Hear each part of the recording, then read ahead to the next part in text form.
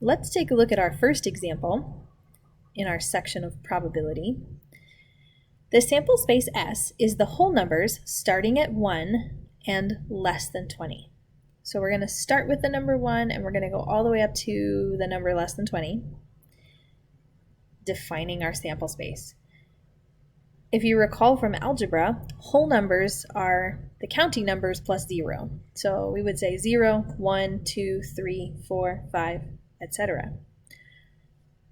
S, we're going to start at 1 and go all the way up to less than 20. So where do we stop when we're writing out our sample space S? Yeah, we're going to stop at 19.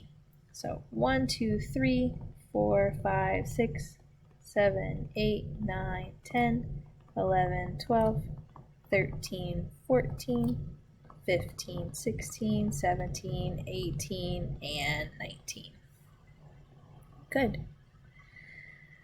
The next part says let event A be the even numbers and event B be the set of numbers greater than 13. All right, so for set A, well, if we're talking about even numbers, I think I'm going to write my set A over here to have a little bit more space. Even numbers divisible by 2, so we're going to start at 2 and count by 2s.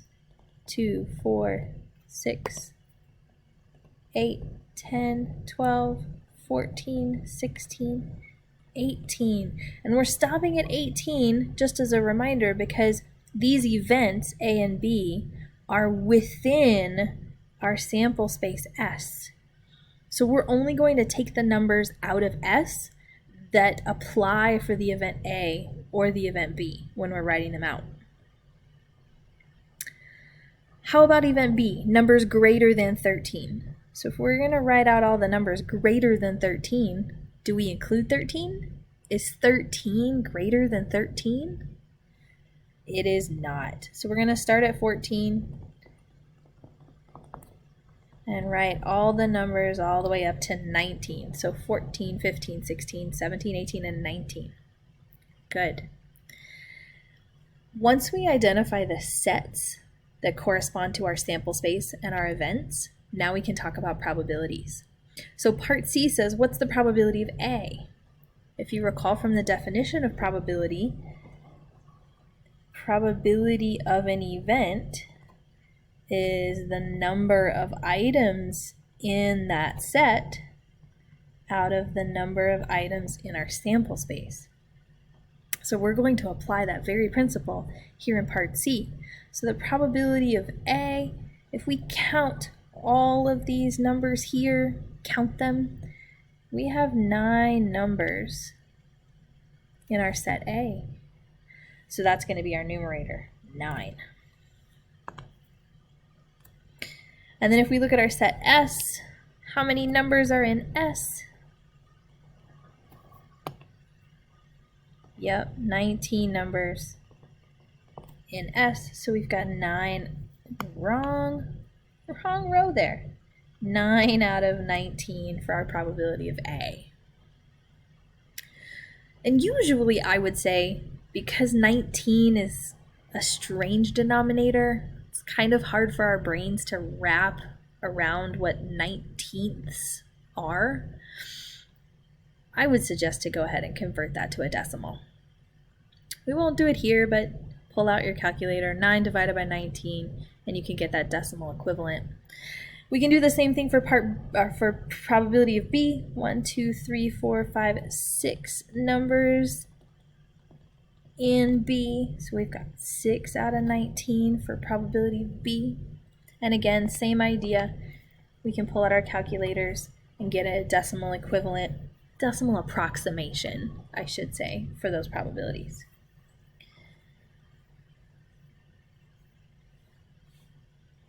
Part D for this example is asking, do you understand the difference between and or when it comes to probability? If you remember, and is also the intersection. What do these two sets have in common? What numbers are the same? What numbers are in both A and B? And so this we would just pretty much compare. It might be a little bit easier since B is a smaller set to remember how A is defined, the even numbers. And so now if we look at B, we're just going to take the even numbers out of B for our A and B. So 14, 16, and 18 there. For the or, A or B, what numbers are in A or B or both? Basically, we take the two sets and we smash them together. So we're going to start with 2 for our set A until we get to 14. Notice that 16 is in both and 18 is in both, along with 14. 14, 16, and 18 are in both A and B. I'm not going to repeat those numbers. I don't need to repeat the numbers in a set. I just need to write them once. But once I get to 14, now I can list out the other numbers in B. 15, 16, 17, 18, and 19. And that gets us our A or B. Now if we do the probabilities, probability of A and B, we're going to play the same game we did in part C. How many are in A and B? 3. How many are in S? 19. A or B, if we counted all of these numbers, we should get 12. And so we would do the same thing, 12 in the A or B set divided by 19 in our S set. Good.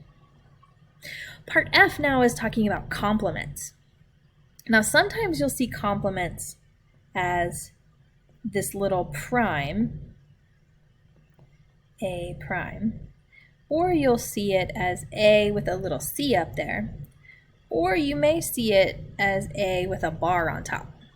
Just so you know, different textbooks use different notations, and so it's a good idea to know the notations, so when you go off and read a different textbook or you go read articles online or in a certain context, you may have different symbols that mean the same thing. But in our textbook, complement is this A with an apostrophe. We call it A prime or A complement. And the complement just means take everything in S that's not in A. So we want to throw all of the A numbers out of S. So I'm going to write this over to the side so I have more room because this one's going to be another big set. And so if A is the even numbers, A complement's just going to be my odd numbers that are in S.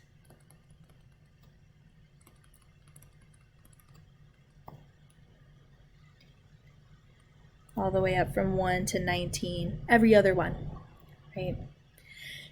And now here we can look at the probability of A complement. Well, if there are 9 in A, and there are 19 total in S, I've got to have 10 in A complement. 10 out of 19 is my probability there. All right, and then part G. G is asking, what happens if we add the probability of A with the probability of its complement? So going back up, probability of A in part C we saw was 9 out of 19. And the probability of A complement is 10 out of 19. And if we add those together, remember those adding of fractions, we want the same denominators, which we have.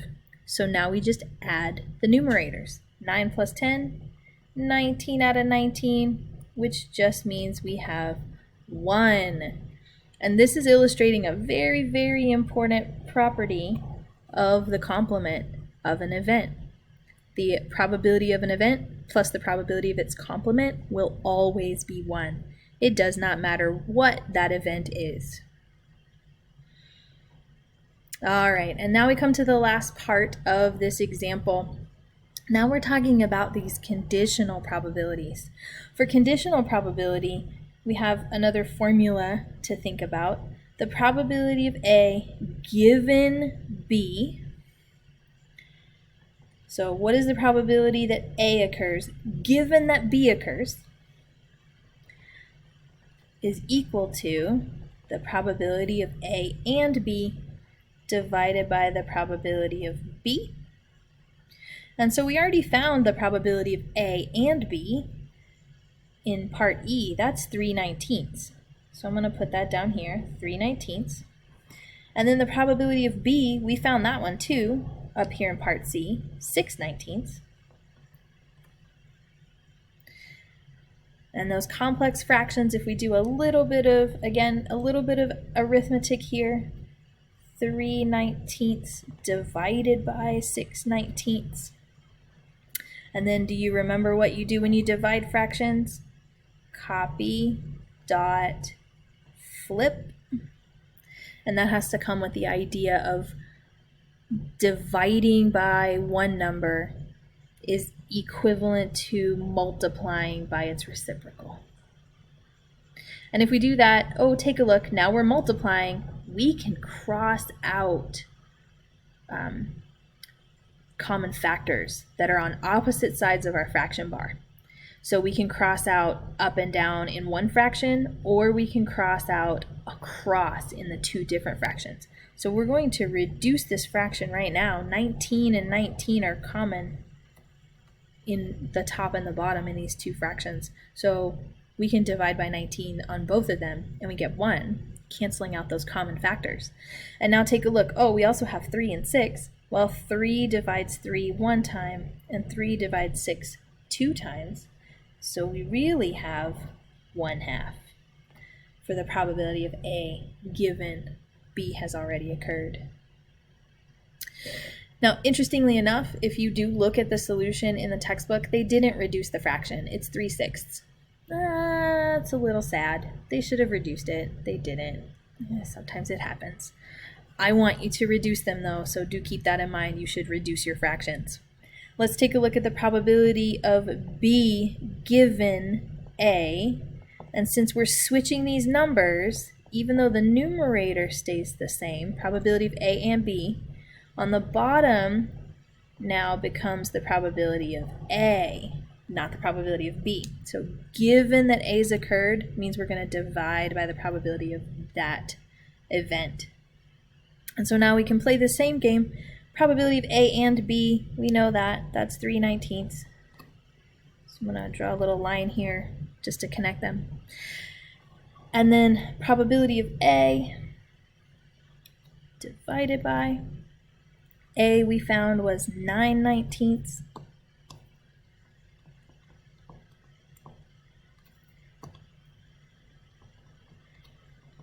And again, 3/19 divided by 9/19. We can copy, dot, flip, multiply by the reciprocal. 19s are going to cancel. 3 divides 3 one time, and 3 divides 9 3 times, so we get a probability of 1/3 this time. And then the last question, are the probabilities equal? No, they are not equal. Not at all. 1/2 and 1/3 are not the same. This little part 2, part H, is going to become important to us a little bit later in the idea of conditional probabilities and something called independence, which shows up in our very next section. So keep working hard, keep practicing those problems,